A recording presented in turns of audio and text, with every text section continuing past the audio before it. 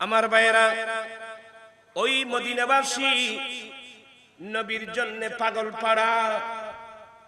এক পর্যায়ে এতগুলো মক্কা থেকে মানুষ হিজরত করে মদিনায় গেলেন। তো এতগুলো মানুষ হিজরত করে মদিনায় আসলে মদিনাবাসীর জন্য এটা একটা বোঝা না? তোমার কথা না বুঝো, আর কথা তারা ওয়াজি নবুঝো। মক্কা থেকে এতগুলো মানুষ হিজরত করে মদিনায় আসলো, তো মদিনাবাসীর জন্য এটা একটা বিরাট বোঝা না? তখন তো বর্তমান আধুনিক যুগ, এক রাষ্ট্রের মানুষ যদি অপর রাষ্ট্রে যায় তাহলে এই বোঝাটা জাতিসংঘ বহন করে, কিন্তু ওই যুগে তো জাতিসংঘ ছিল না। আমার নবী কোন সিস্টেমে মদিনার জমিনে তাদেরকে পুনর্বাসন করলেন?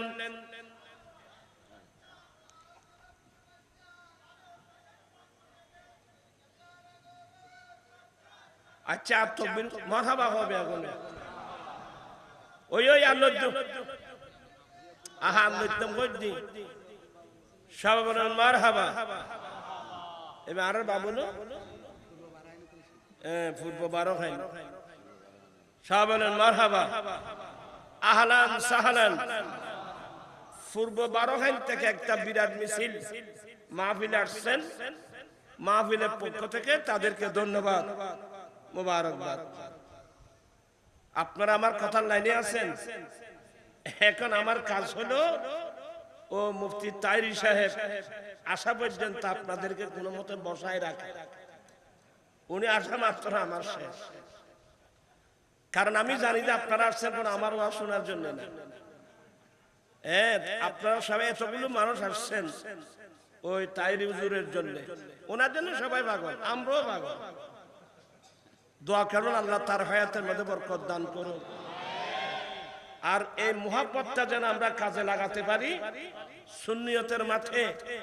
এই জন্য ওনাকে আমরা আহলে সুন্নাত ওয়াল জামাত কেন্দ্রীয় পরিষদের সাংগঠনিক সচিব করে দিয়েছি, যাতে মুহাব্বতটা সুন্নিয়তের পক্ষে কি লাগানো হয়, কাজে লাগানো হয়। সুন্নিয়তের যে কোনো দায়িত্ব দিলে আপনারা মানতে রাজি আছেন তো? পারবেন তো? সামনে দেখা যাবে ইনশাআল্লাহ। বলতে চাচ্ছিলাম, আমার নবী ওই মক্কা ছেড়ে আসা মুহাজিরিনদেরকে মদিনার জমিনে কিভাবে পুনর্বাসন করলেন? আল্লাহ আল্লাহ। আমার নবী একদিন মক্কা ছেড়ে আসা মুহাজিরিনদেরকে এ পাশে বসালেন। মদিনাবাসী যারা তাদেরকে আশ্রয় দিয়েছেন, এদের উপাধি হলো আনসার। আনসার মানে বড় সাহায্যকারী, বড় সাহায্যকারীর দল। আমার রাসূল কেন মদিনাকে গ্রহণ করবে না? এই মদিনাবাসী এদের উপাধি আনসার। বুখারী শরীফে বাব বানছেন হুব্বুল আনসার মিনাল ঈমান।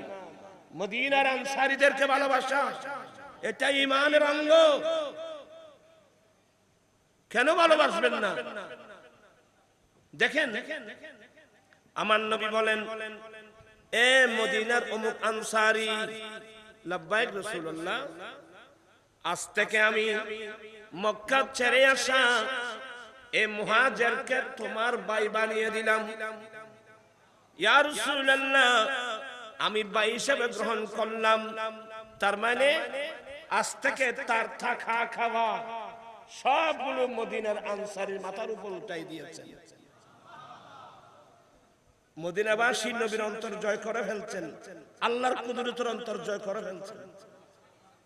যাও ওইদিকে বসো, দুজনের কথা বলবো। আখা রাসূলুল্লাহ সাল্লাল্লাহু আলাইহি ওয়াসাল্লাম বাইনা সাদ ইবনে রবি ওয়া বাইনা আব্দুর রহমান ইবনে আওফ। মদিনার আনসারীদের সরদার সাদ ইবনে রবিকে ডাকলেন, এ সাদ এদিকে আসো। আসলেন, এ সাদ ইবনে রবি, আমি নবী আজ থেকে মক্কা ছেড়ে আসা মুহাজিরদের মধ্যে হযরত আব্দুর রহমান ইবনে আওফ ফরাসান বসে কখনো দিয়ে এবে আওয়াজ কিনলো আয় বাজি মেজাজি মানুষ তোরা ফট করে দিলে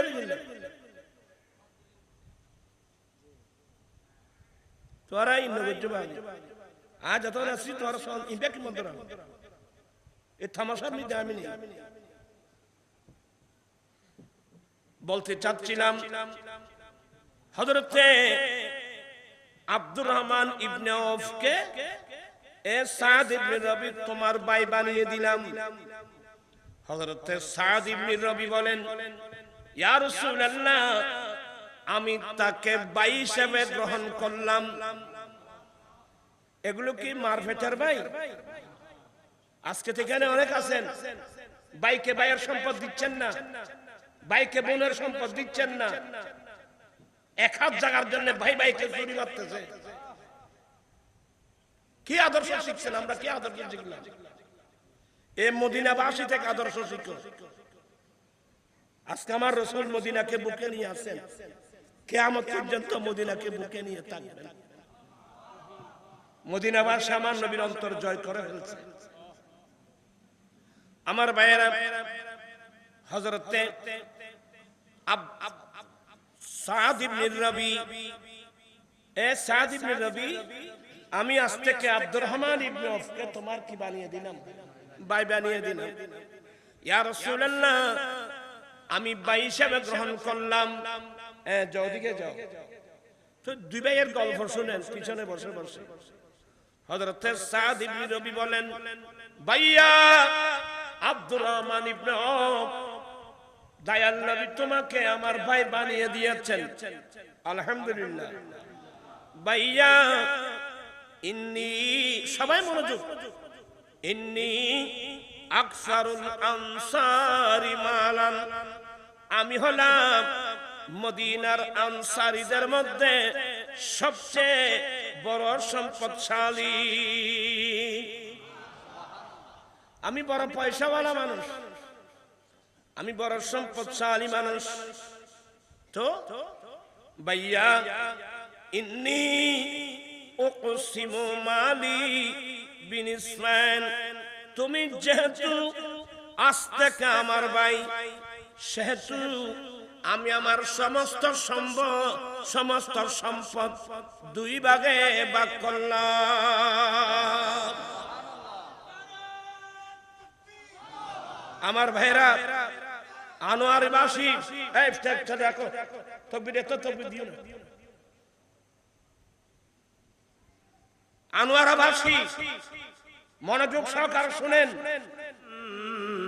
নাকান্তাল আজিজুল হাকীম, সাদাকাল্লাহু মাওলানাল আযীম, ওয়া সাদাকা রাসূলুহুন নাবিয়্যুল হাবিবুল কারীম, ওয়া নাহনু আলা যালিকা লামিনাশ শাহিদিনা ওয়াশ শাকিরিন, والحمد لله رب العالمين. ربي صل وسلم وبارك عليه. উপস্থিত রাজবিয়া নুরিয়া কমিটি বাংলাদেশ জিউরি শাখার উদ্যোগে পবিত্র ঈদ মিলাদুন নবী সাল্লাল্লাহু আলাইহি সাল্লাম এবং ওয়ালিকুল সম্রাট গৌসে পাকের স্মরণ,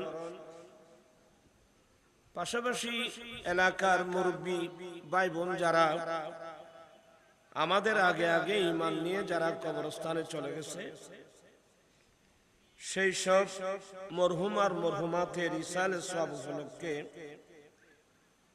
পূর্ব জিউরি জামে মসজিদ মাঠ প্রাঙ্গণে আয়োজিত মাহফিলের সভাপতি আলহাজ মাওলানা আব্দুল খালেক শৌকী সাহেব কিবলা, অধ্যক্ষ বারখাইন জামিয়া জমহুরিয়া কামিল মাদ্রাসা, উদ্বোধক পীরে তরিকত আলহাজ মোহাম্মদ খুরশেদুল্লাহ রাজাই, সাজ্জাদা নসীন উস্কাইন রাজাই দরবার শরীফ, বিশ্বনূর মঞ্জিল আনোয়ারা।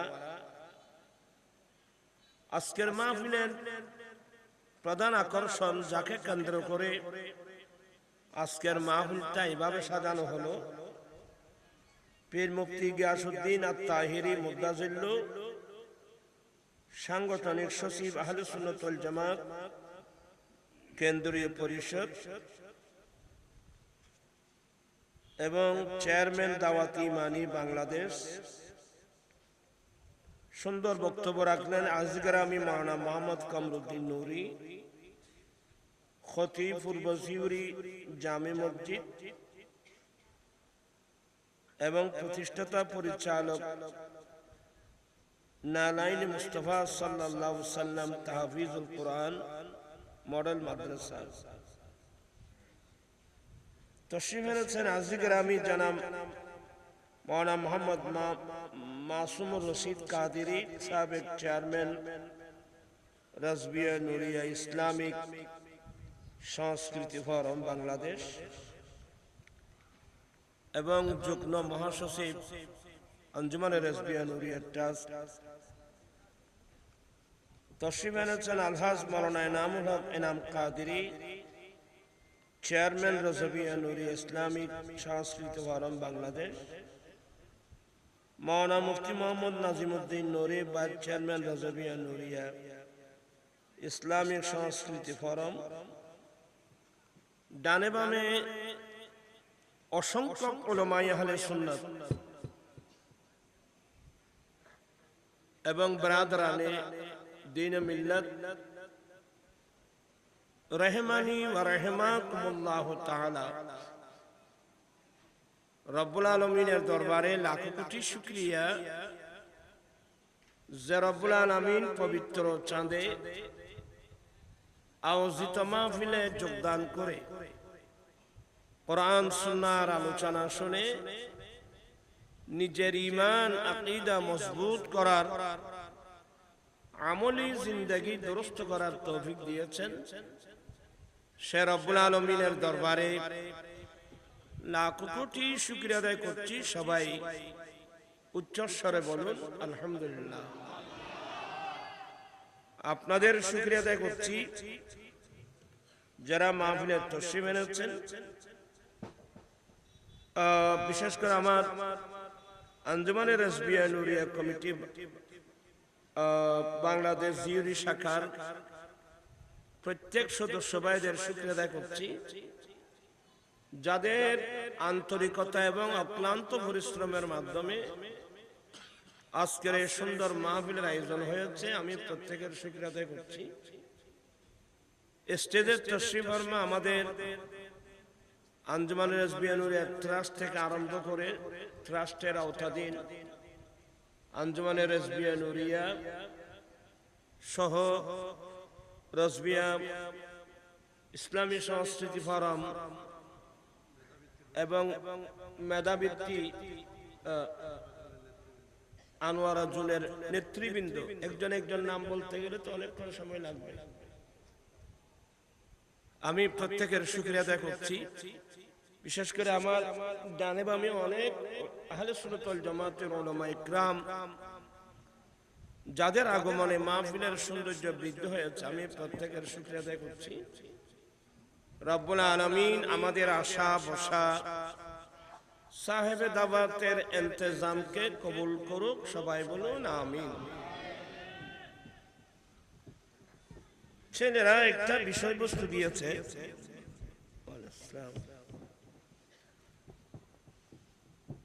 এটা হলো বিশ্বের ইতিহাসের তোমরা বসো না বাবু, ওয়াজের সময় সালাম করি না। বিশ্বের ইতিহাসের সর্বশ্রেষ্ঠ বিদ্যানিকেতন মদিনাতুর রাসূল সাল্লাল্লাহু আলাইহি ওয়াসাল্লাম। এই বিষয়টাকে সামনে রেখে কোরআন মাজিদ ফুরকান হামিদের একটি আয়াত কারিমা তেলাওয়াত করলাম। মহান রব্বুল আলামিন যদি তৌফিক দান করেন, অল্প কথা বলে আমি আমার বক্তব্য শেষ করব। আল্লাহর খলিল সাইয়্যিদুনা ইব্রাহিম আলাইহিস সালাম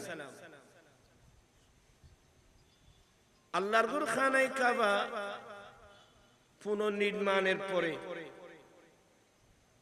আল্লাহর কাছে অনেক দোয়া করেছিলেন। একটু মনোযোগ সহকারে। আমরা তো দোয়া করি, আল্লাহ আমাকে ছেলে দাও, আমাকে মেয়ে দাও, আমাকে জায়গা দাও, জমিন দাও, এই দাও, এগুলো। আল্লাহর খলিল ইব্রাহিম আলাইহিস সালাম আল্লাহর কাছে অনেক দোয়া করেছেন। তার মধ্যে একটা দোয়া, আয় আল্লাহ তাদের মধ্য থেকে, এখানে তারা মানে ইসমাঈল আলাইহিস সালাম, আয় আল্লাহ তুমি তাদের মধ্য থেকে তাদের কাছে এমন একজন রাসূল প্রেরণ করো, যে রাসূল তাদের কাছে তোমার আয়াত তেলাওয়াত করবেন। এক নম্বর, ওয়া ইউআল্লিমুহুমুল কিতাবা, সে রাসূল তাদেরকে কিতাবের তালিম দিবেন। ওয়াল হিকমাতা, হিকমত শিখাবেন। ইলমুল হালাল, ইলমুল হারাম শিক্ষা দেবেন। বিজ্ঞান শিক্ষা দিবেন। ওয়া ইউযাক্কিহিম, সে রাসূল তাদের অন্তর পরিষ্কার করে দেবেন। সুবহানাল্লাহ।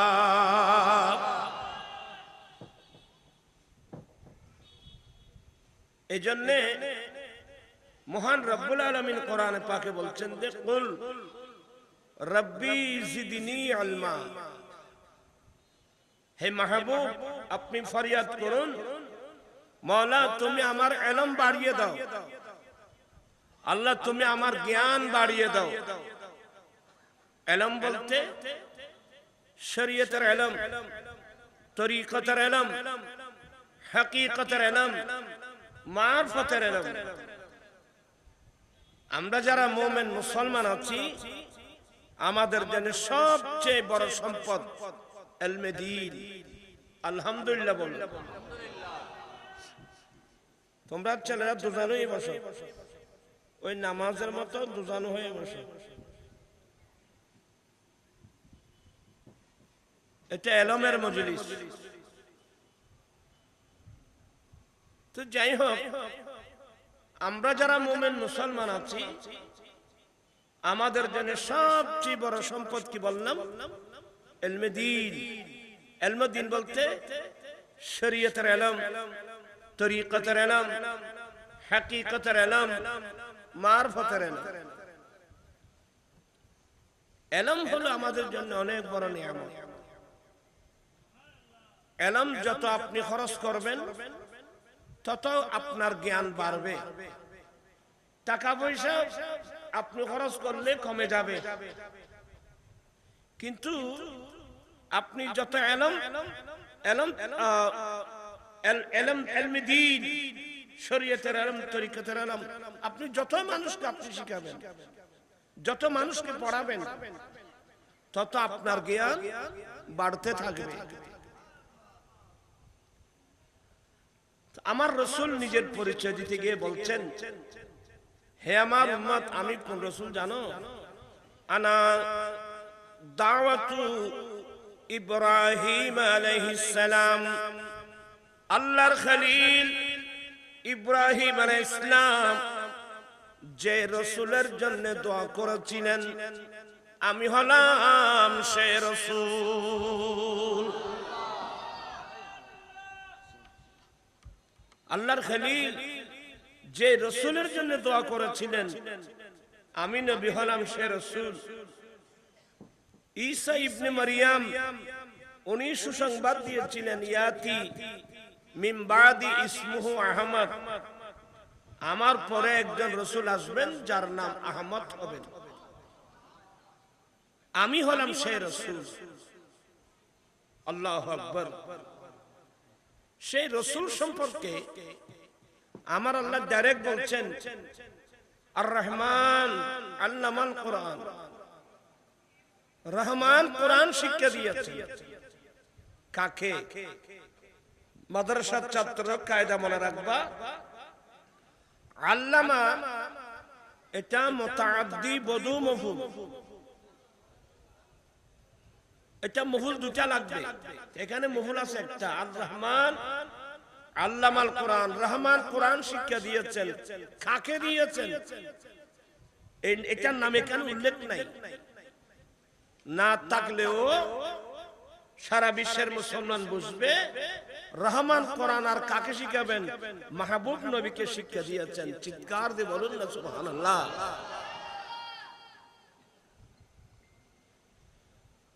আল্লাহ নবীকে কোরআন শিক্ষা দিয়েছেন। আর কোরআন শরীফ এটা কেমন কিতাব? অপরায়তের মধ্যে বলা হয়েছে তিবিয়ানান লিকুল্লি শাই। হে রাসূল, আমি আপনার কাছে যে কিতাব নাযিল করেছি না, এটার মধ্যে সৃষ্টির শুরু থেকে শেষ পর্যন্ত প্রত্যেক কিছুর বিস্তারিত বর্ণনা এই কিতাবের মধ্যে আছে। এই জন্য তো আমার রাসূল ঘোষণা দিয়েছেন, আনা মদিনাতুল ইলমি ওয়া আলিম বাবুহা। আমি নবী জ্ঞানের শহর, এই শহরের দরওয়াজা আলী। আমার নবী ঘোষণা দিয়েছেন, আনা দারুল হিকমতে ওয়া আলিম বাবুহা। আমি বিজ্ঞানের ঘর, এই ঘরের দরওয়াজা আলী। আমার রাসূল বলছেন, বুইসতু মুআল্লিমা, আমি শিক্ষক হিসেবে প্রেরিত। এবার বলুন, যেই নবী সারা পৃথিবীর শিক্ষক, যেই নবী সারা পৃথিবীর শিক্ষক, আল্লাহ আমার নবীকে কত ইলম দান করেছেন। আমি অনেকবার বলেছি, আমার রাসূল হলো ইলমের শহর, আমার নবী বিজ্ঞানের ঘর। তো মহান রব্বুল আলামিন সেই রাসূলকে পাঠিয়েছিলেন মক্কাতুল মুকাররমা। কোথায় পাঠিয়েছিলেন? মা আমেনার ঘরে, মক্কাতুল মুকাররমা। কিন্তু মক্কাবাসী তো আমার নবীকে মূল্যায়ন করতে পারে নাই। এই মক্কার মানুষ রহমতের বান্দার, নিয়ামতের বান্দার, রাহমাতুল লিল আলামিন, সবকিছু যাকে দিয়ে পাঠিয়েছেন আল্লাহ তো ওনাকে মক্কার জমিনে পাঠিয়েছেন। কিন্তু মক্কাবাসী কি তার মূল্যায়ন করেছিল? আপনার কথা বুঝেন না মনে হয়। মক্কাবাসী তাদের মূল্যায়ন করে নাই। এমনকি আবু জেহেল, আবু লাহাব, উতবা, সাইবা, ওয়ালিদ বিন মুগীরা, এই জালেম কাফের নবীর উপর এবং নবীর যারা কলমা পড়েছেন তাদের উপর নির্যাতনের স্টিম রোলার চালাচ্ছিল।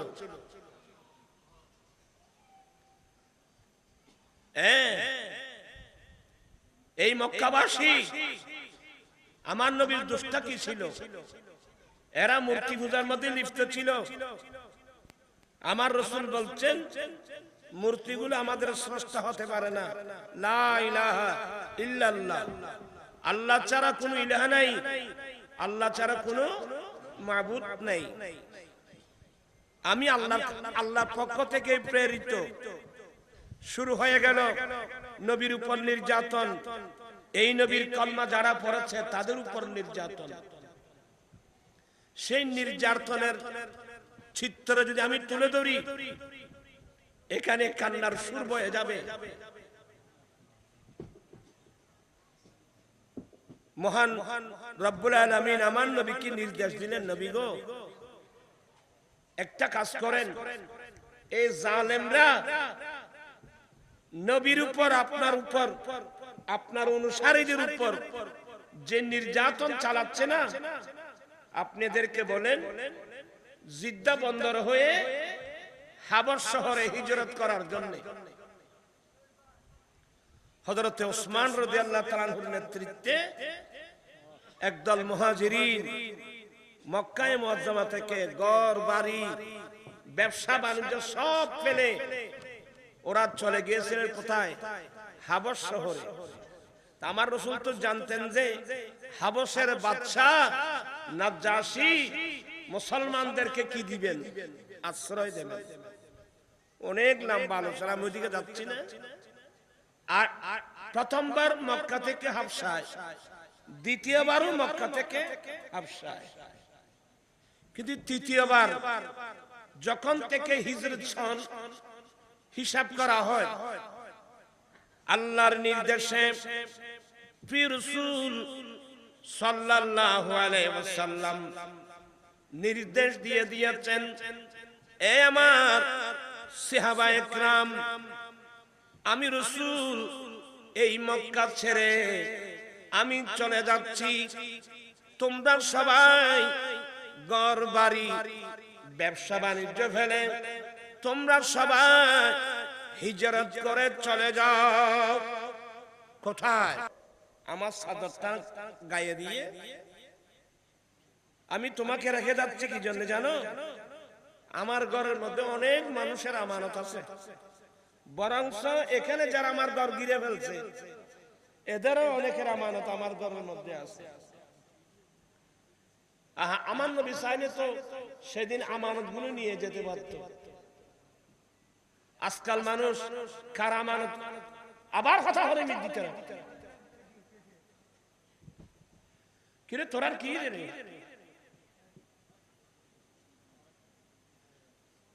তোরা ডিস্টার্ব না করতে পারবে আর কথা করতে কথা লাইন কথা কইতে না। তোরা কথা বলতে তার কথা বলতে আর তোরা বই জানা তোরা কি করই তরকারি তুন বড় কথা বেশি হলি ভাই তরকারি খাওয়া যাইতো না। বলতে চাচ্ছিলাম এদেরকে বলছিলে এদেরকে বলছি আর কি আমার ভাইয়েরা,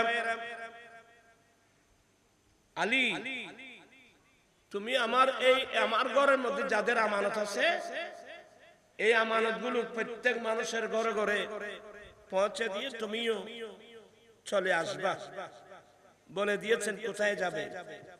মিশকাত পড়লে দেখবেন আমার আল্লাহ আমার নবীকে ইখতিয়ার দিয়েছেন। আমার নবী হিজরত করে কোথায় যাবে? একটা নাম কিডনি সিরিজ, একটা নাম বাহরাইন, আরেকটার নাম ইয়াসরিব, যেটার নাম মদিনাতুল মুনাওয়ারা। আমার রাসূল মদিনা শরীফকে ইখতিয়ার করলেন। আল্লাহর নবী নিজেও চলে গেলেন। মক্কায়ে মুআজ্জামায় যারা আমার নবীর কলমা পড়েছেন সবাই ঘর বাড়ি ছেড়ে আল্লাহ এবং আল্লাহ রাসূলকে সন্তুষ্ট করার জন্য সবাই চলে গেলেন মদিনাতুল মুনাওয়ারা। তো যিনি ইলমের শহর, যিনি জ্ঞানের শহর, যিনি বিজ্ঞানের ঘর, উনি যখন মদিনায় চলে গেলেন এই সুবাদে মদিনাতুর রাসূল হয়ে গেল পৃথিবীর শ্রেষ্ঠ পাঠশালা, পৃথিবীর ইতিহাসের সর্বশ্রেষ্ঠ বিদ্যানিকেতন কি হয়ে গেল? মদিনাতুল মুনাওয়ারা। কারণ রাসূল তো এখন কোথায়? মদিনায়। আর মদিনাবাসী আমার নবীকে কিভাবে গ্রহণ করেছেন জানেন? আমার নবী কেন মদিনাকে গ্রহণ করলেন? আমার ভাইয়েরা, এখানে অনেক আলোচনা। একটা চ্যাপ্টার হলো বাবু ইখাইন নবী সাল্লাল্লাহু আলাইহি ওয়াসাল্লাম বাইনাল আনসার ওয়াল মুহাজিরিন। মদিনাবাসী তো নবীকে পাগল পারা, এমন পাগল, এমন দিওয়ানা, নবী যেখানে পাঠিয়েছিলেন এরা কিন্তু নবীকে চিনে নাই, নবীর সাথে বেয়াদবি করেছে, নবীর উপর নির্যাতন চালিয়েছে। আর মদিনাবাসী নবীকে সাদরে গ্রহণ করেছেন। আর এখানে একটা ইতিহাস জেনে রাখবেন, আমার নবীর জন্য, আমার নবীর উপর যখন নির্যাতন স্টিম রোলার চালাচ্ছিল, আমার নবীর আপন চাচা আবু তালেব, আমার নবীর দাদা আমার নবীকে যার হাতে তুলে দিয়ে গিয়েছিল, বাবা আমি তো যাচ্ছি, মারা যাচ্ছি, আমার নাতিকে দুঃখে সুখে তুমি আমার নাতিকে দেখতে হবে। বলে বাবা আপনি চিন্তা করবেন না, আমি ওয়াদা দিচ্ছি। যেমন ওয়াদা দিয়েছেন তেমনি কি করেছেন, আমার নবীকে হেফাজত করার চেষ্টা করেছেন। অনেক গালমন্ত্র শুনেছেন আবু তালেব। এক পর্যায়ে আমার নবীর জানের নিরাপত্তার জন্য ওনাকে গোটা ফ্যামিলি চলে গেল আবু তালেবের ঘাঁটিতে। এটা মক্কায়ে মুআজ্জমের একটা ঘাঁটি, সংরক্ষিত এলাকা, যেখানে বাইরে থেকে কোনো শত্রু যেখানে ঢুকতে পারে না। শেয়াবে আবি তালেব বলে।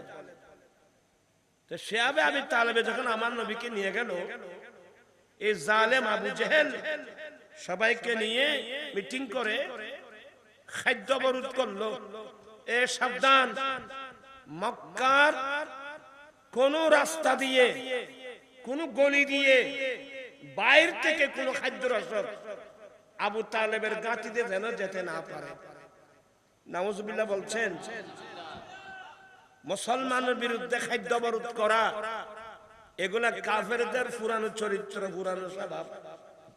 কিন্তু ইসলামের ইতিহাসে কোন মুসলমান কোন বিধর্মীদের জন্য খাদ্য অবরোধ করছে, এই ইতিহাস কিন্তু কেউ দেখাতে পারবে না। আপনারা কি কথাগুলো বুঝতেছেন? আর কিভাবে দেখাবে? ইসলামের প্রথম যুদ্ধ বদরের যুদ্ধ, সেই বদরের যুদ্ধে 70 জন কাফের মরল, 70 জন কাফের বন্দী হলো। আর যারা যুদ্ধবন্দী, আজকাল বাংলাদেশ তথা গোটা পৃথিবীর ইতিহাস দেখেন না, যুদ্ধবন্দীদের সাথে মানুষ কি আচরণ করে। আমার নবী মুজাহিদিনদেরকে বললেন, এ আমার মুজাহিদিন, এই যে যুদ্ধবন্দী, এদের বিচার এখনো হয় নাই। তোমার মাতাহাত 2 জন নিবে থাকবে, তোমার মাতাহাত 2 জন থাকবে, তোমার মাতাহাত 3 জন থাকবে। বিচার না হওয়ার আগ পর্যন্ত তোমরা নিজেরাই যা খাবে তাদেরকে তা খাওয়াবে। আল্লাহু আকবার। তোমরা নিজেরাই যা পড়বে তাদেরকে তা পড়াবে। প্রাণ পিছে ভাইরা, এই আদর্শ বর্তমান মুসলমানের কাছে আছে? এগুলো জানিও না মুসলমান। আমরা মুসলমান থেকেই পরিবেশ কিন্তু ভিন্ন।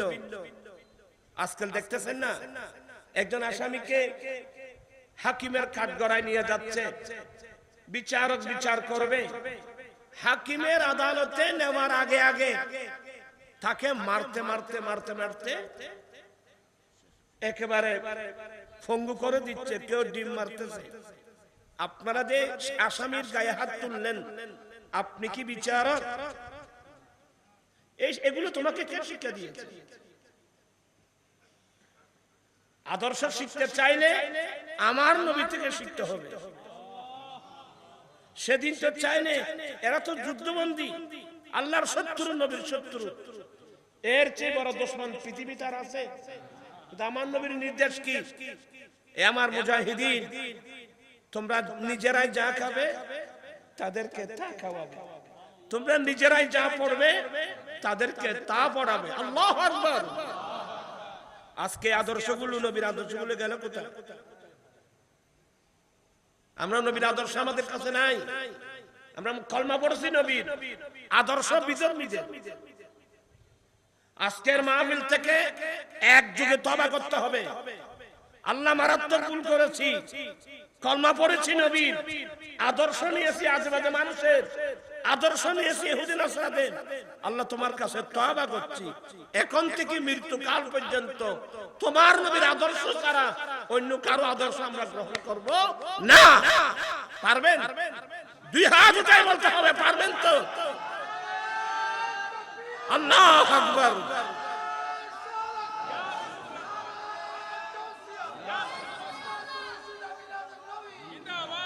আমার জীবন মরণ সাজাবো মাদানী রঙে, আমার জীবন মরণ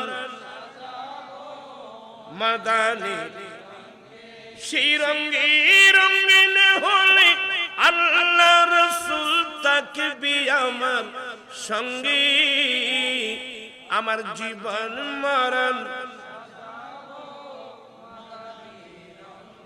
আমার জীবন আমার মরণ আমি সাজাবো মাদানী রং দিয়ে। মাদানী রঙের অর্থ হলো আমার দয়াল নবীর সুন্নাত দিয়ে। বলুন তো, আমরা যদি নবীর আদর্শ গ্রহণ করি আমাদের লাভ হবে না লস হবে? লাভ না ক্ষতি? তো লাভে তো মানুষ লোহা বহন করে, শুধু মুখে বললে হবে না। আল্লাহ পাক সবাইকে মাহবুব নবীর সুন্নাত মোতাবেক আমরা যেন চলতে পারি, আল্লাহ সেই তৌফিক দান করুন। আমি বেশি একটু লম্বা করে ফেললে কথাটা গোছানো কষ্ট হবে। আমি বুঝাতে চাচ্ছি, আমার রাসূল যখন চাচা যখন শেয়াবে আবি তালেবের মধ্যে নিয়ে গেল নবুয়ত প্রকাশের ৭ম বছরে, ওই ইসরাফ থেকে, তখন কিন্তু ইসরাফ নাম ছিল ইয়াসরিব, ওখান থেকে মানুষ আল্লাহর ঘরে তওয়াফ করতে এসে অনেক কষ্ট করে তাদের কাছে আমার নবী দ্বীনের দাওয়াত দিলেন। নবুয়তের ৭ম বছরে ৭ জন মানুষ নবীর হাতে কলমা পড়ে মুসলমান হয়েছিলেন। তারপর বছরে 12 জন, তারপরের বছরে ৭০-৭২ জন। তা আমার নবী হিজরতের আগে আগে এরা তো সবাই মদিনাবাসী, এরা সবাই মদিনাবাসী। এরা নবীর হাতে বায়াত গ্রহণ করার পরে কলমার পরে দাওয়াত দিয়েছিলেন, নবী গো, আল্লাহ যদি কোনদিন এই জালেমদের নির্যাতন থেকে নিশ্চয়ই আল্লাহ মুক্ত করবেন, যদি সুযোগ হয় হুজুর আপনি আমাদের ইসরাবে আসবেন, আমরা জান মাল কুরবান করে আপনাকে সাহায্য করব। আমার নবীর নবুয়তের অন্তর অনেক বড় হয়ে গিয়েছিল। হ্যাঁ, তোরা যাই অনেক লম্বা আলোচনা। আমার নবী যখন সে মদিনাতুল মুনাওয়ারায় তাশরীফ নিয়ে গেলেন, মানুষ আনন্দে আত্মহারা, রাস্তার দুধারে মানুষ লাইন ধরেছে, ইয়া রাসূলুল্লাহ আমাদের বাড়িতে আসেন না হুজুর। একজন বলে হুজুর আমার বাড়িতে আসেন, কেউ বলে আমার ঘরে আসেন। সবাই কিন্তু আনন্দে আত্মহারা। তালাআল বাদরু আলাইনা মিন সানিয়াতিল বাদা ওয়াজাবা শুকরু আলাইনা মা দা লিল্লাহি দা। একেবারে জুলুস যে কাকে বলে, নবীকে পাই আনন্দ মিছিল। এখন আমাদের দেশের রবিউল আউয়াল শরীফে জশ্নের জুলুস হয় না? অনেক মোল্লা আছে এগুলোকে বেদাত বেদাত বলে, তারা বুঝে না এগুলো বেদাত, কিন্তু মন্দিরে যাওয়া বুঝে সুন্নত পাইছে নাকি? নাউজুবিল্লাহ বলবেন। তোমরা তোমাদের আল্লাহ দোয়া করবো, আল্লাহ হেদায়েত নসিব করো। আমরা নবী পেয়ে আনন্দিত, আর নবী পাওয়ার আনন্দ এটা কিয়ামত পর্যন্ত চলতে থাকবে। তোমরা বেদাত বলতে থাকো, আমরা নবীকে পেয়ে আনন্দ প্রকাশ করতে থাকি। আমার আলা হযরত কি বলছেন জানেন? हशरत की डालेंगे हम पैदाइश मौला का धूम, हशरत की डालेंगे हम पैदाइश लाकदुम मिस्ल फारस नजीदों के मिस्ल फारस नजीदों के खिल्ला गिराती जाएंगी। চিৎকার দিয়ে বলুন না সুবহানাল্লাহ। আমি একদিন নয় দুদিন নয়, আমি কিয়ামত পর্যন্ত প্রিয় নবীর বিলাদতের আগমনের আনন্দ উৎসব করতে থাকব। আর ফারসের মতো মসজিদের কিল্লা ভাঙতে থাকব। মসজিদের কিল্লা ভেঙে গেছে, এখন সেই সৌদি আরব থেকেও এখন 3 দিন ব্যাপী মিলাদুন নবী হচ্ছে। আলহামদুলিল্লাহ বলবেন না? আল্লাহ সবাইকে হেদায়েত নসিব করুন। আমার নবীকে পেয়ে সবাই পাগল পারা। আমার নবী বলছেন রাখো। আমার নবী বলে বাবা আমার উটনি এটা আল্লাহর পক্ষ থেকে নির্দেশিত, আমার উটনি যেখানে থামবে আমার থাকার স্থান ওখানে হবে। এখানে একটা বিরাট রহস্য। ইয়েমেনের বাদশা তোবাহিমিয়ারি একবার প্রায় 700 জন আলেম উলামা সহ সফরে বের হয়েছিলেন। যখন ইয়াসরিবে আসছেন ওই আলেমরা বলে বাদশা সাহেব আমরা এখান থেকে যাব না। কেন? বলে এই জায়গাটা আখিরি জামানার নবীর হিজরতের জায়গা, সেই নবীকে পাওয়ার আশা আমরা এখানে আমরা থেকে যাব। বাদশা বলে আমি তো চলে যেতে হবে, রাষ্ট্রীয় জিম্মেদারি। আচ্ছা তো আমি আখিরি জামানার নবীর বিষয়ে আমি কি করতে পারি? ইনি একটা দোতলা বাড়ি করে দিলেন। কি করে দিলেন? অনেকটা বাড়ি করে দিলেন। কথা বুঝছেন? বিশেষ করে মক্কায়ে মুআজ্জামা যে এই জায়গায় আখির জামানার নবীর বিলাদতের জায়গা, এখানে ওখানে একটা দোতলা বাড়ি করে দিয়েছেন। তো আসলে ইতিহাস অনেক লম্বা। তো উনি কাগজ লিখে দিয়েছেন, কাগজ আমার নবীর নামে কাগজটা, ঘরের কাগজটা লিখে দিলেন। আলেমদের মধ্যে যিনি সবচেয়ে বড় ওনার হাতে ডকুমেন্টটা দিলেন, আপনি আমার ডকুমেন্টটা নেন, আপনি দুনিয়ায় থাকতে নবী আসলে তো ভালো, যদি আপনি না পারেন আপনি যাওয়ার আগে আপনার ছেলেকে দিবেন, উনি ওনার ছেলেকে দিবে, উনি ওনার ছেলেকে দিবে। লাশ পর্যায়ে যেন আমার ঘরের ডকুমেন্টটা আমার দয়াল নবীর হাতে যেন পৌঁছে যায়। বিরল ভালোবাসা। এই ভালোবাসা কোথায় পাবেন বাবা? ঠিকই ওই সময় চিঠিটা ছিল হযরত সাইয়েদনা আবু আইয়ুব আনসারী রাদিয়াল্লাহু তাআলা হাতে, 14 তলা বাড়ি। উনি সাথে সাথে নেমে আসলেন, ইয়া রাসূলুল্লাহ এটা তো আপনার বাড়ি। বলে আমার বাড়ি মানে? বলে এই যে ডকুমেন্ট হুজুর ইয়েমেনের বাদশা তোবাহিমিয়ারি করে দিয়েছেন, এটা তো আপনার বাড়ি হুজুর। আমি এতদিন দারোয়ান হিসেবে পাহারা দিয়েছি, আমাদের পূর্বপুরুষরা এটা দারোয়ান হিসেবে পাহারা দিয়েছে, হুজুর এটা আপনার বাড়ি। আমি আপনি উপরে থাকবেন, আমি নিচে থাকবো। আমার নবী না না, তুমি কোথায় থাকো? তুমি উপরে থাকো, আমি নিচে থাকবো। প্রায় সময় আমার কাজের লোকজন আসবে। তো অনেক লম্বা হিসাব হিসাব। আমার ভাইয়েরা, ওই মদিনাবাসী নবীর জন্য পাগল পাড়া। এক পর্যায়ে এতগুলো মক্কা থেকে মানুষ হিজরত করে মদিনায় গেলেন।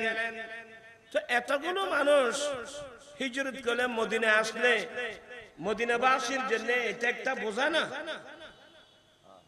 তোরা কথা না বুঝো, আর কথা তারা ওয়াসি নবুঝো। মক্কা থেকে এতগুলো মানুষ হিজরত করে মদিনায় আসলো, তো মদিনাবাসীর জন্য এটা একটা বিরাট বোঝা না? তখন তো বর্তমান আধুনিক যুগ, এক রাষ্ট্রের মানুষ যদি অপর রাষ্ট্রে যায় তাহলে এই বোঝাটা জাতিসংঘ বহন করে, কিন্তু ওই যুগে তো জাতিসংঘ ছিল না। আমার নবী কোন সিস্টেমে মদিনার জমিনে তাদেরকে পুনর্বাসন করলেন,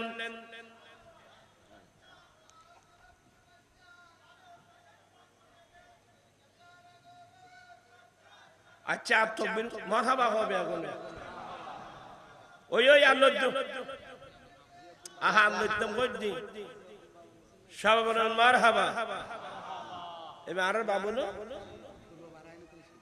পূর্ব 12 খাই সবাই বলেন মারহাবা আহলান সাহলান পূর্ব 12 খাই থেকে একটা বিরাট মিছিল মাহফিলে আসছেন মাহফিলের পক্ষ থেকে তাদেরকে ধন্যবাদ মোবারকবাদ আপনারা আমার কথার লাইনে আছেন এখন আমার কাজ হলো ও মুফতি তাইরি সাহেব আসা পর্যন্ত আপনাদেরকে কোনো মতে বসায় রাখে উনি আসা মাত্র আমার শেষ কারণ আমি জানি যে আপনারা আসছেন কোন আমার ওয়াজ শোনার জন্য না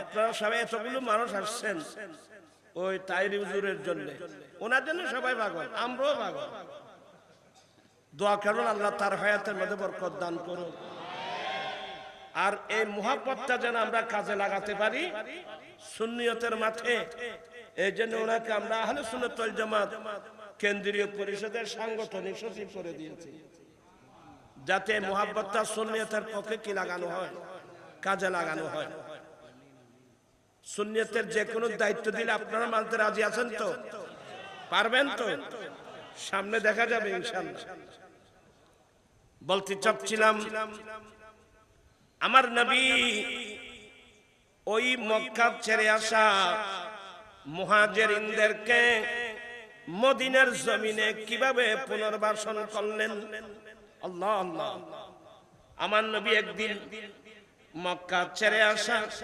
মুহাজিরিনদেরকে এ পাশে বসালেন মদিনাবাসী যারা তাদেরকে আশ্রয় দিয়েছেন এদের উপাধি হলো আনসার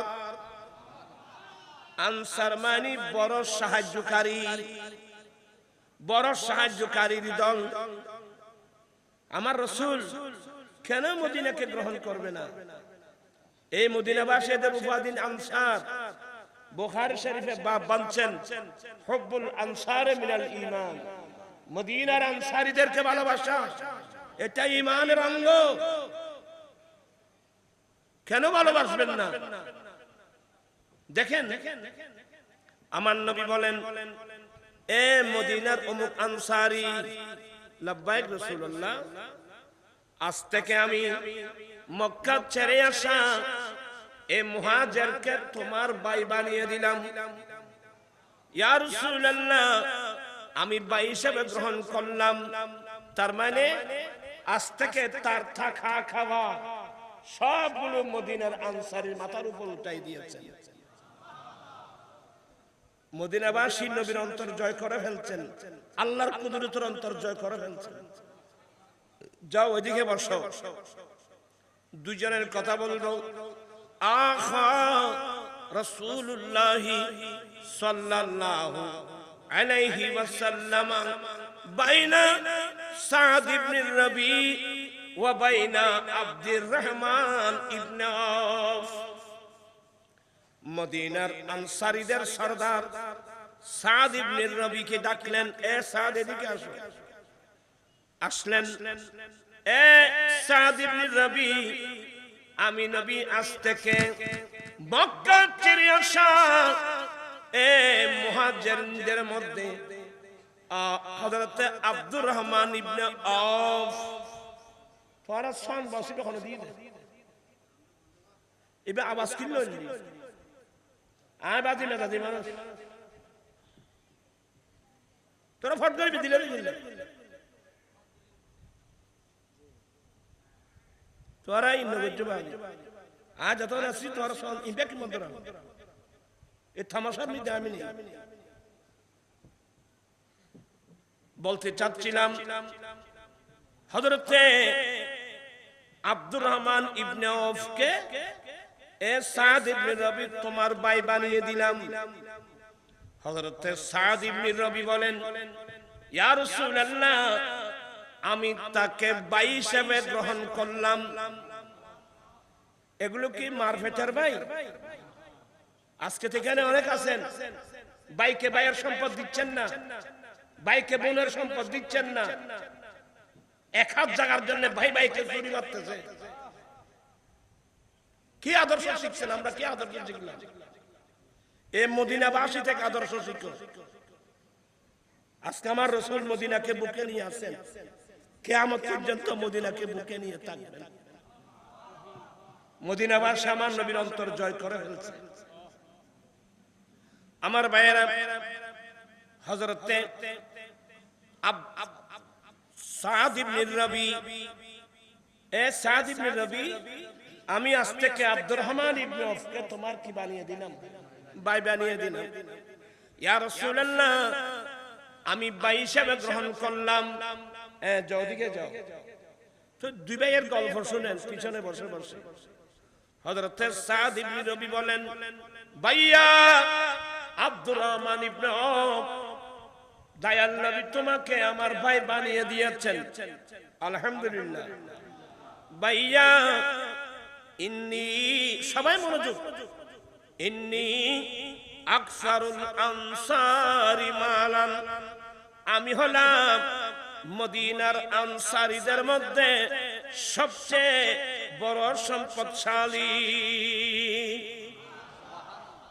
আমি বড় পয়সাওয়ালা মানুষ, আমি বড় সম্পদশালী মানুষ। তো ভাইয়া ইন্নী উকসিমু মালি বিনিসফাইন, তুমি যেহেতু আজ থেকে আমার ভাই, সেহেতু আমি আমার সমস্ত সম্পদ দুই ভাগে ভাগ করলাম।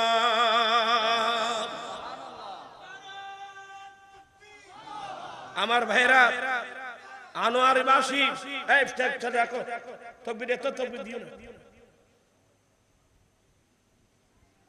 আনোয়ারবাসী মনোযোগ সহকারে শুনেন। এই আমাদের ছেলেরা, আঞ্জুমানের ছেলেরা কত কষ্ট করে মাহফিলে আয়োজন করেছে, শুধুমাত্র আমার নবীর, দয়াল নবীর আদর্শগুলো মানুষকে দেওয়ার জন্য, বোঝানোর জন্য। ইনি কি মারফেটের ভাই? উনি বলে দিলেন, ইন্নী উকসিমু মালি বিনিসফাইন, আমি আমার সমস্ত সম্পদ দুই ভাগে ভাগ করলাম। এক ভাগ আমার, যেহেতু তুমি আমার ভাই, সেহেতু আজ থেকে অর্ধেক সম্পদ তোমার। আচ্ছা, এই হাদিসগুলো বর্তমান যুগের মানুষের সাথে মিলে? যেখানে ভাই ভাইকে ছুরি মেরে ফেলে দিচ্ছে, সমুদ্রে ফেলে দিচ্ছে, এক হাত জায়গার জন্য দুই হাত জায়গা। তোর ভাই হয়তো তুই ভাই নে। ভাতৃত্ব কাকে বলে? মদিনাবাসী থেকে শিখো। আমার ভাইয়েরা বলে, আমার অর্ধেক সম্পদ আজ থেকে তোমার। এক। দ্বিতীয় নম্বর, আমি পয়সাওয়ালা মানুষ, আমার ঘরে আমার দুজন সুন্দরী স্ত্রী আছে। বেয়াদবি মাফ করবেন, আমার দুজন সুন্দরী স্ত্রী আছে। আমি আপনাকে পারমিশন দিলাম, আপনি আমার ঘরে যান, আমার দুটা স্ত্রীকে তুমি দেখবা। ফাআইয়ু আজাবুহুমা, আমার দুজন স্ত্রীর মধ্যে আমার কোন স্ত্রীটা তোমার বেশি পছন্দনীয়, ফাসাম্মিহালি, তুমি এসে আমাকে তার নাম বলে দাও। ফাউতাল্লিকুহা, আমি সাথে সাথে সেই স্ত্রীকে তালাক দিয়ে দেব। ফাইদাল কাদাত ইদ্দাতুহা, তালাকের পরে ইদ্দত যখন শেষ হবে, এবার তুমি তাকে বিবাহ করে নাও। বিশ্ববাসীকে কি শিক্ষা দিলেন!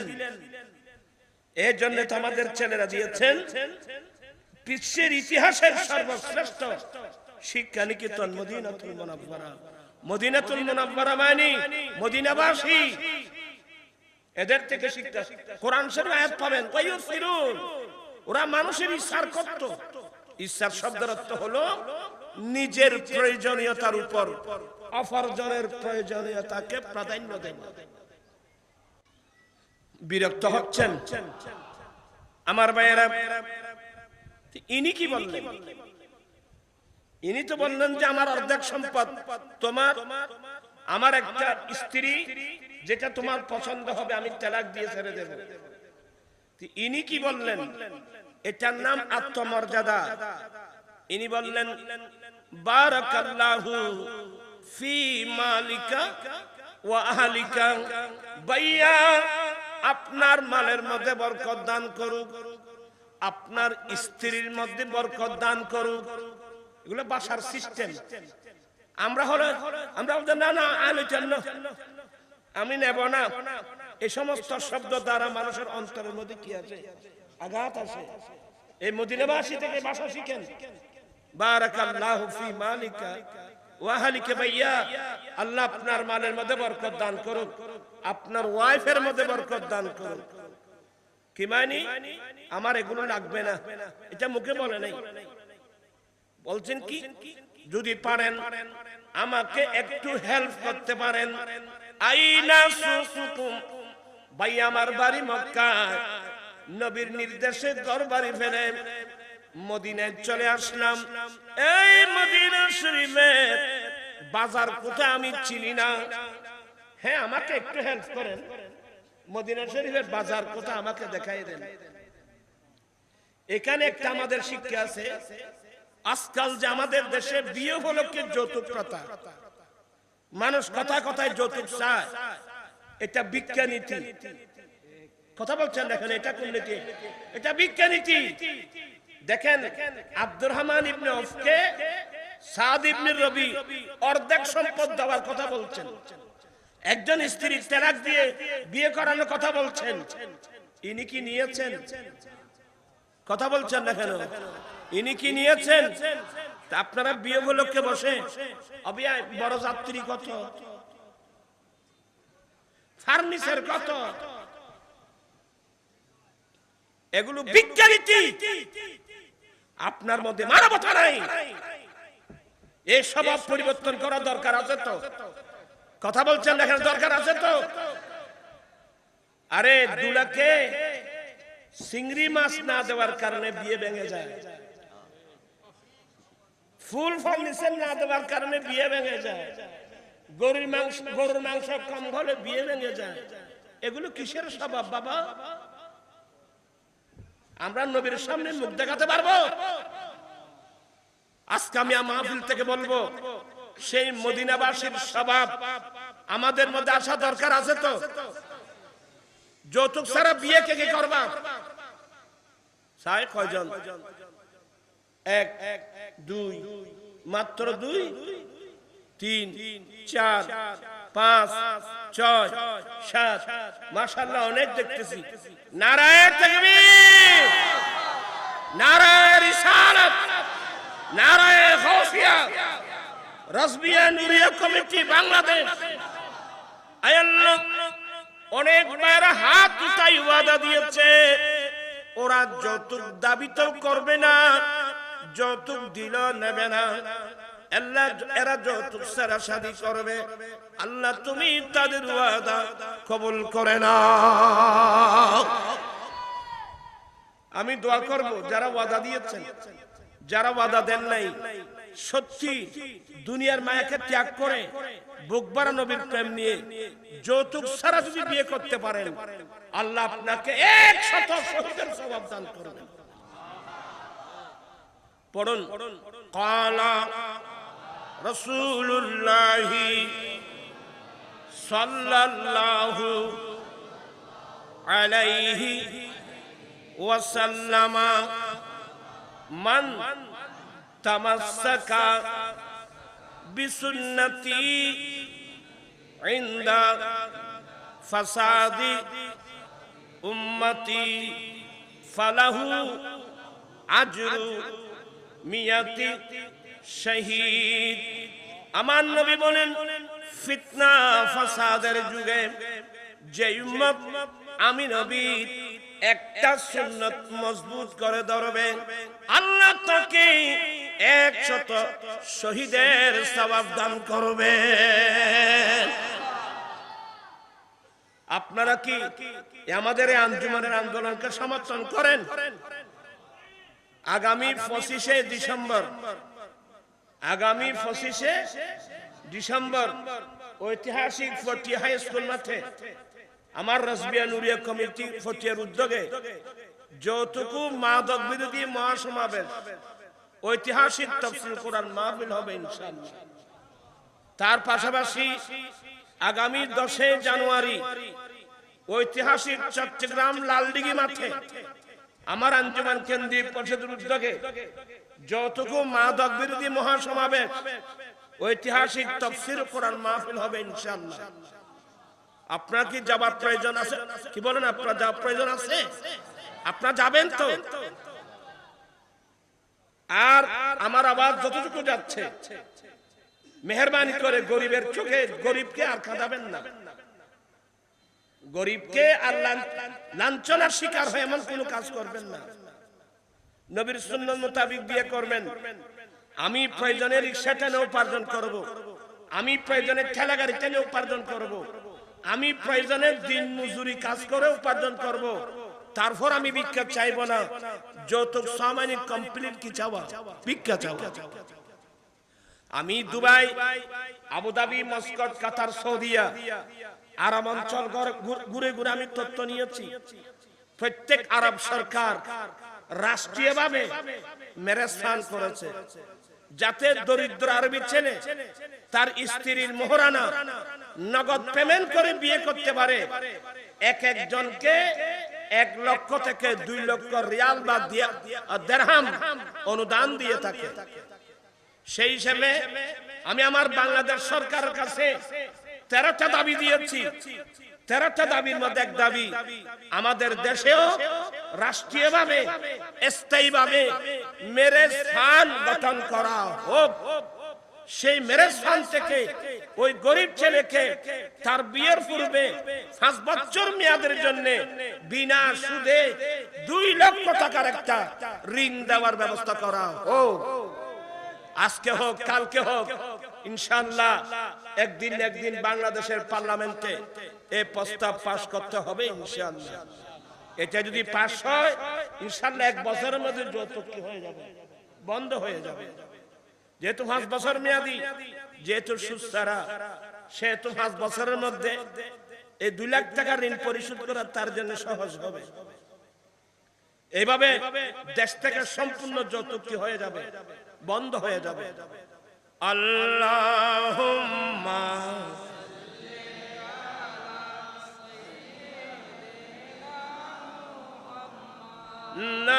নাবিয়িনা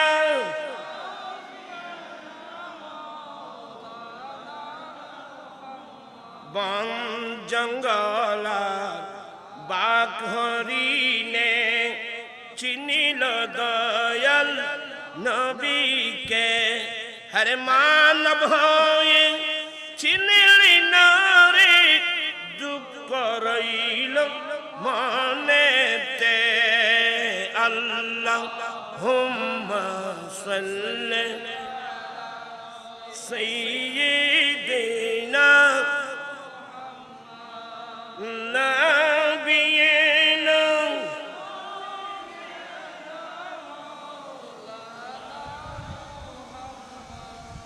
আপনারা কি বিরক্ত হচ্ছেন? আমি এক্ষুনি শেষ করে দেব। বলতে চাচ্ছিলাম তো উনি বলছেন, ভাইয়া যদি পারেন আমাকে আপনাদের বাজার দেখাই দেন। উনি বাজারে চলে, ফাদাল্লুহু ইলা বনি কাইনুকা।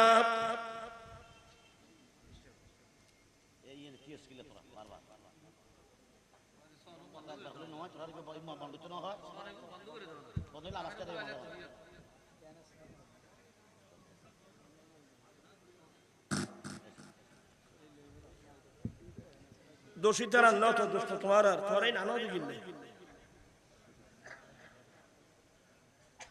এতবার নিষেধ করলাম, এরা তো শুনে না, এরা তো বড় মানুষ। মাইকের মধ্যে ওয়াজ করলে হয় না,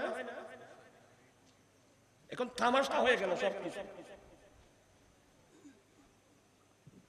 আমরা ছোটবেলা থেকে মাইকের মধ্যে নাচ পড়তেছি, মাহফিল করে যাচ্ছি। এ পাকিস্তানের এক নাচ বাংলাদেশে এসে এই তালটা উঠাই দিয়েছে। এটা আগে ছিল না এখানে। যাই হোক, আমি আমার রাসবিয়া নুরিয়া কমিটিকে বলে যাচ্ছি, আগামী বছর থেকে তোমাদের ইয়াটা ক্যান্সেল করে দেব।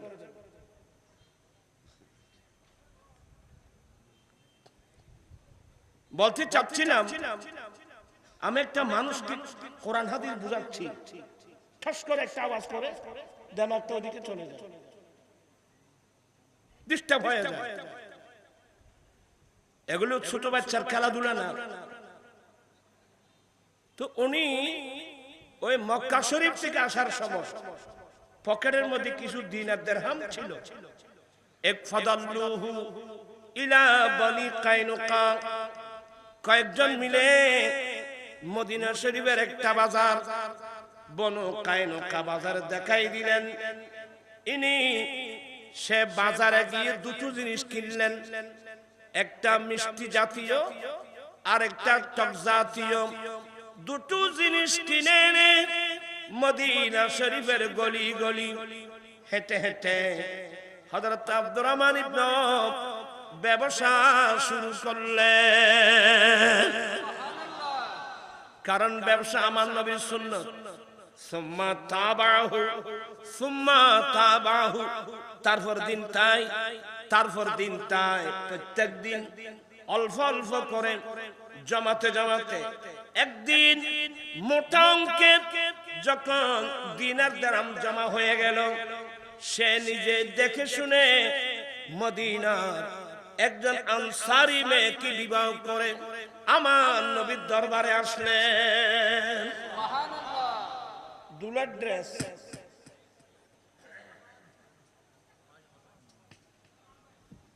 আমার নবী বললেন, এ আব্দুর রহমান, এটা কি? নবী গো, আমি একজন আনসারী মেয়েকে বিবাহ করেছি। বিবাহ করেছো? বলে হ্যাঁ। মোহর কত দিয়েছো?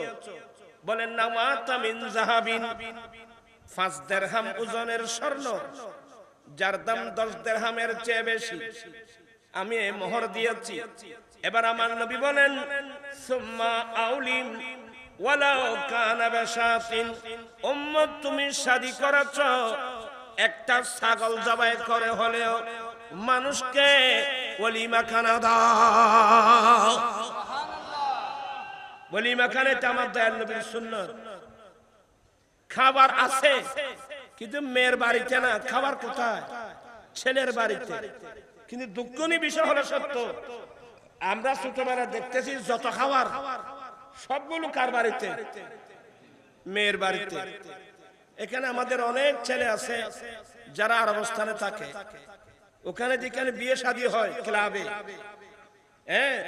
ওখানে বরপক্ষ কন্যা পক্ষ উভয় আসে খানা খায়, কিন্তু হল বেড়া থেকে ক্লাব বেড়া থেকে আরম্ভ করে সমস্ত খাবার বিলগুলো বরপক্ষে পেমেন্ট করে, মেয়ের পক্ষে 1 পয়সাও দেয় না।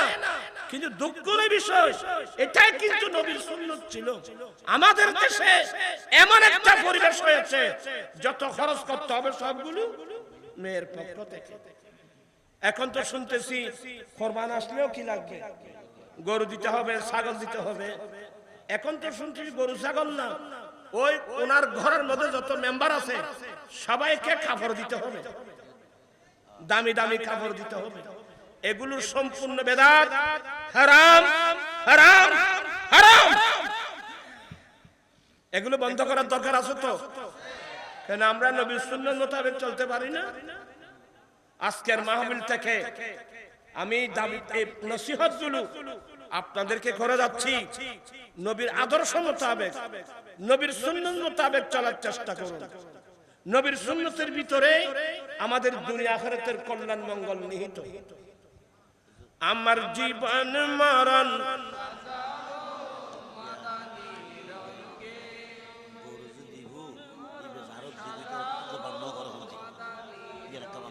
আমার জীবন মরণ সেই রঙে রঙিন হলে আল্লাহ রাসূল থাকবে আমার সঙ্গী। আমার জীবন মরণ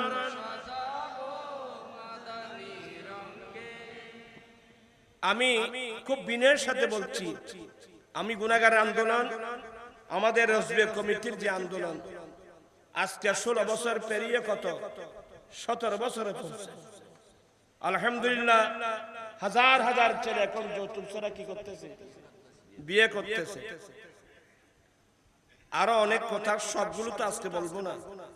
আমি শুধু মদিনাতুর রাসূল, এটা হচ্ছে ইতিহাসের সর্বশ্রেষ্ঠ বিদ্যানিকেতন, এই জিনিসটা বোঝানোর জন্য। এবার আসুন, আমার দয়াল নবী মালে গনিমত, গনিমতের মাল আমার নবীর জন্য হালাল করা হয়েছে। আপনারা কথাগুলো বুঝতেছেন? অর্থাৎ যুদ্ধের মাঠে কাফেররা পরাজিত হয়ে যে মাল সম্পদ ফেলে যাবে, এই মালগুলো মুসলমানের জন্য গনিমতের মাল। আপনারা কোন দিকে দেখতেছেন? যারা খিল্লে বসে তারা অগণ্য করে। আমি একটু শেষ করে দিচ্ছি, আর কষ্ট হবে না বাবা। বলতে চাচ্ছি, কাফের মুশরিক মুসলমানের সাথে যুদ্ধ করতে আসছে, তো যুদ্ধে পরাজিত হয়ে যুদ্ধের মাঠে যে মালগুলো ফেলে পালিয়ে যায়, ওই মালগুলো মুসলমানের জন্য কিসের মাল? গনিমতের মাল। এই গনিমতের মাল অন্য কোন নবী এবং নবীর উম্মতের জন্য হালাল ছিল না। এটা শুধু আমার নবী, আমার নবীর উম্মতের জন্য কি করা হয়েছে? হালাল করা হয়েছে। এটাকে বলে গনিমতের মাল। আরটা হলো মালে ফাই। মালে ফাই মানে যুদ্ধ হয় নাই, কাফেররা আসছিল যুদ্ধ করার জন্য, যুদ্ধ না করে পালিয়ে গেল, ওরা যে মাল ফেলে গেল, এগুলোকে মালে ফাই বলা হয়। আমার নবী গনিমতের মাল বন্টন করতেছেন। হুনাইনের যুদ্ধে সবার মনোযোগ আছে? হুনাইন যুদ্ধে গনিমতের মালগুলো আমার নবী বন্টন করতেছেন। নবী যখন বর্তন, আমার নবী প্রথম গনিমতের মাল দিতে মক্কা ছেড়ে আসা মুহাজিরিনদেরকে মাল দিচ্ছেন। এটা মদিনা শরীফের কয়েকজন ইয়ং যুবক, তাদের কি লাগে নাই? ভালো লাগে নাই। আর তেল আছে তো কদুন তবুর ইন্দি দিলি হয়তো আর নদীন দিকে দিন,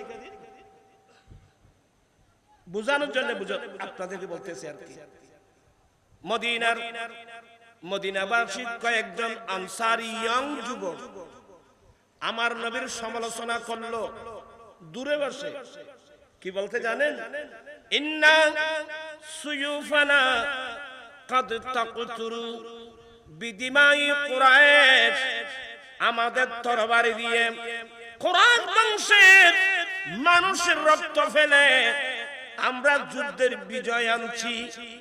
কিন্তু আমার নবী গনিমতের মাল আমাদেরকে না দিয়ে ওই মুহাজিরিনদেরকে কেন দিচ্ছেন?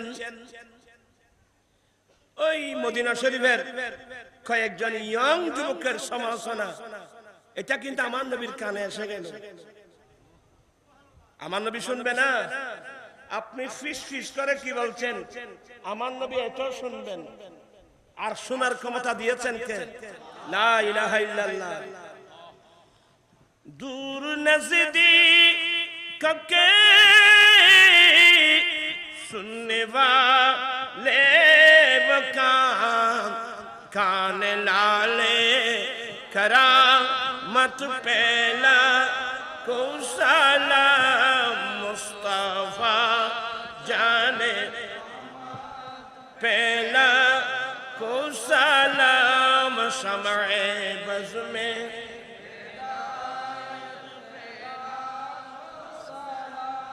जाए ओदिके गेले আবার আরেকদিকে যাব।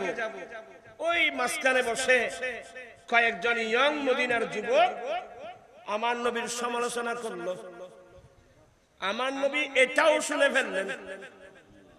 আমার নবী দাঁড়ালেন, এই মদিনার আনসারী, আমার কানে তোমাদের একটি সমালোচনা আসলো। আমি তোমাদের তরবারি দিয়ে কুরাইশ বংশের মানুষের রক্ত ফেলে যুদ্ধের বিজয় লাভ এনেছে, আমি কিন্তু গনিমতের মাল মুহাজিরিনদেরকে দিচ্ছি। তো সাহাবা একরাম তোরা মিথ্যা বলেন? ওরা বলে হ্যাঁ ইয়া রাসূলুল্লাহ, আমরা বলেছি হুজুর। আমার নবী বলেন আলা তারদান, এ মদিনার আনসারী মুহাজিরিনরা যুদ্ধের ময়দান থেকে যাওয়ার সময় গনিমতের মাল নিয়ে যান, কিন্তু তোমরা মদিনাবাসী যুদ্ধের ময়দান থেকে যাওয়ার সময় আল্লাহর রাসূলকে নিয়ে যাবে। তোমরা এটার উপর তোমরা সন্তুষ্ট নয় কি? নাও কি? সাথে সাথে তওবা করলেন, ইয়া রাসূলুল্লাহ, আমরা বুঝি নাই, ভুল করেছি, আমরা তওবা করছি, গনিমতের মালগুলো ওদেরকে দিয়ে দেন, আমরা যাবার সময় মাহবুব নবীকে সঙ্গে নিয়ে যাব। मिल गए मुस्तफा और क्या चाहिए, मिल गए मुस्तफा। আরে মুস্তাফা নসিব হয়েছে, আর কিসের দরকার আমার? এরা বলছে, শেষ পর্যন্ত বলছেন নবী গো আমরা ভুল করেছি, গনিমতের মালগুলো আপনি মুহাজিরিনদেরকে দিয়ে দেন, আর আমরা যাবা, ওরা যুদ্ধের মাঠ থেকে যাওয়ার সময় গনিমতের মাল নিয়ে যাবে, আর আমরা মদিনাবাসী যুদ্ধের মাঠ থেকে যাওয়ার সময় নবীকে সঙ্গে নিয়ে যাব। এখানে শব্দ আরেকটা বলছেন, আমার নবী বলেন এই মদিনাবাসী, তোমরা যুদ্ধের ময়দান থেকে যাওয়ার সময় আল্লাহ রাসূলকে সঙ্গে নিয়ে যাবে। তোমরা মদিনার যেসব গলি দিয়ে তোমরা হাঁটবা, নবী সেই গলি দিয়ে হাঁটো। এটা তোমরা কি পছন্দ করো না?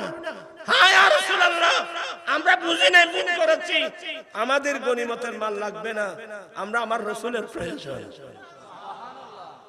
আমার ভাইয়েরা, মদিনাবাসী শুধু মুখে না, আমার নবীর আদর্শ এমন ভাবে নবীকে গ্রহণ করেছেন মদিনাবাসী। মদিনাবাসী এমন ইসার করেছেন, টাকা দিয়ে, পয়সা দিয়ে, জায়গা দিয়ে, জমিন দিয়ে, অর্থ দিয়ে, স্বার্থ দিয়ে মুসলিম ভাইদের জন্য এমন করেছেন। আমার নবীকে বুকে নিলেন। এক পর্যায়ে এতদিন যাবত মদিনাবাসী আমার রাসূলের পাগল ছিল, এখন কিন্তু আমার নবী নিজেই মদিনার পাগল। আল্লাহু আকবার।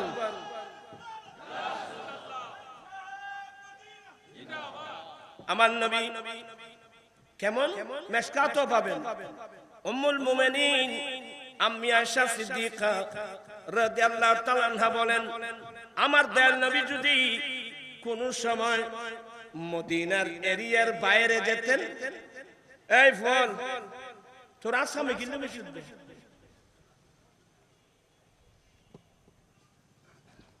আমি আস্তে আস্তে বলছি, এগুলো আমি অসুস্থ মানুষ। আমার ভাইয়েরা, মা আয়েশা সিদ্দিকা বলছেন, আমার দয়াল নবী কোন সময় মদিনা শরীফের এরিয়ার বাইরে কোথাও যেতেন, আমার দয়াল নবী বাইরে থেকে মদিনা আসার সময় ফানাজারা ইলা জুদরাতিল মদিনা, আমার দয়াল নবী অনেক দূর থেকে মদিনা শরীফের এরিয়ার বাড়িঘর যখন নবী দেখতেন, মদিনার মায়ায় আমার নবী নিজের উটনিকে দ্রুত বেগে চালাতেন। আগে মদিনাবাসী নবীর পাগল ছিল, কিন্তু মদিনাবাসীর আচরণে এখন আমার নবী মদিনার পাগল। আরে মদিনা শরীফ কোরআন সুন্নাহর বাস্তব চিত্র মদিনাবাসী থেকে পাবেন। আর যিনি এলমের শহর, যিনি বিজ্ঞানের ঘর, যিনি এলমের শহর, যিনি সারা পৃথিবীর শিক্ষক, উনি কোথায়? মদিনাতুল মুনাওয়ারা। বিদায় বিশ্বের ইতিহাসের সর্বশ্রেষ্ঠ বিদ্যা নিকেতন কোথায়? মদিনাতুল রাসূলে, মদিনাতুল মুনাওয়ারা। এজন্য তো সবাই মদিনার পাগল। মদিনায় সফওয়ানের নাম পড়লো, এটা আলা হযরতের ছেলের নাম। আজব রঙ্গি পল হ্যায় বাহারে মদিনা, আজব রঙ্গি পল হ্যায় বাহারে মদিনা, আজব রঙ্গ পল হ্যায় বাহারে মদিনা, কে সব জন্নতি হ্যায় নসারে। আজব রঙ্গি পল হ্যায় বাহার। আপনারা চোখে না, নিজের চোখে না দেখলে বুঝবেন না। আলহামদুলিল্লাহ, আপনাদের দোয়ায় তো আমি গুনাহগার, অনেকবার দোনো হেরমের মধ্যে যাওয়া আল্লাহ নসিব করেছে, অনেকবার গিয়েছি। একবার আমি আসরের নামাজটা হেরম শরীফে আমাদের মজহাবের সাথে মিলে না। ওরা হেরম শরীফে যে আসর নামাজ পড়ে না, একেবারে আব্বল ওয়াক্তের মধ্যে, তখন কিন্তু আমাদের মজহাবের সাথে এটা, এই জন্য আমি দেরিতেই আসর নামাজটা পড়ার জন্য যাই। তখন আমি যখন যাচ্ছিলাম হেরমের দিকে, দুইজন ছোট ছোট বাচ্চা, এমন মায়াবী চেহারা, দুইজন ছেলে এসে আমাকে কোমরে ধরে ধরলেন।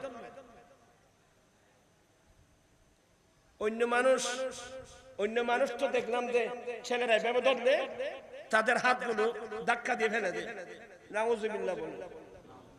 আপনার কোন আচরণে এই মদিনার ছেলেরা যদি কষ্ট পায়, আমার নবী বলেন, এ আমার উম্মত, তোমরা হেরাম শরীফের মধ্যে এসে মদিনার হারাম, মক্কার হারাম, এই দুই হেরামের মধ্যে কোন যদি কষ্ট পেয়ে থাকো, এই কষ্টের মধ্যে যদি তোমরা খারাপ মন্তব্য না করে সবর করতে পারো, কুনতু লাহু শাফিআন, আমি তার জন্য কিয়ামতের মাঠে সুপারিশকারী হয়ে যাব। মদিনা শরীফ, এর জন্য আমি অনেক জায়গায় বলছি, মক্কার হেরম, মদিনার হেরম। মানুষ যায়, ব্যবসা করতে যায়, কিন্তু হেরমের হাকাম সম্বন্ধে কিছুই জানে না। মনে রাখবেন যে অনেক ছেলে সৌদিয়া থেকে, মক্কা থেকে, মদিনা থেকে টাকার বান্ডিল নিয়ে আসছেন, কিয়ামতের মাঠে গুনার বস্তা নিয়ে উঠতে হবে। কারণ হেরম শরীফের এরিয়ার মধ্যে ব্যবসা করা অনেক কঠিন, গল্প করা অনেক কঠিন। কারণ আপনি তো হেরমের হাকাম সম্পর্কে জানেন না। আপনি মক্কার হেরমে যদি একটা গুনাহ করেন, 1 লক্ষ গুনাহ, একটা ভাবলে 1 লক্ষ পাপ। অনেক মৌলবীরা আমাদের দেশ থেকে যায়, তখন মিসফলার মধ্যে অনেক দোকান ছিল, এখন তো নাই, ভেঙে ফেলছে। 4 দোকানে বসে বসে অনেক গল্প করতেছে, যেন বাংলাদেশের মধ্যে, এটা বাংলাদেশ। আমি কয়েকজনকে বললাম, ভাই আপনি তো বোধহয় আলেম মনে হয়, এটা হেরম শরীফ আপনি জানেন, এটা হেরমের এরিয়া। আপনি যেভাবে বাংলাদেশের মতো 7 দোকানে বসে বসে যে আজেবাজে গল্প শুরু করছেন, এটাতে হেরামের এরিয়া, আপনি জানেন এখানে একটা গুনাহ করলে, একটা অপরাধ করলে কত?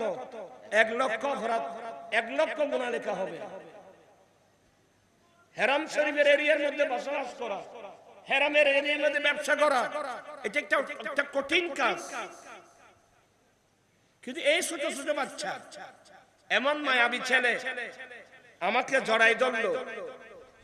আমি চিন্তা করলাম, ছেলেটা তো, দুটা ছেলে আমাকে জড়াই ধরলো, সভাপতি এই জন্য ওখানে আরাধনা ওরা নহলে ভাবতে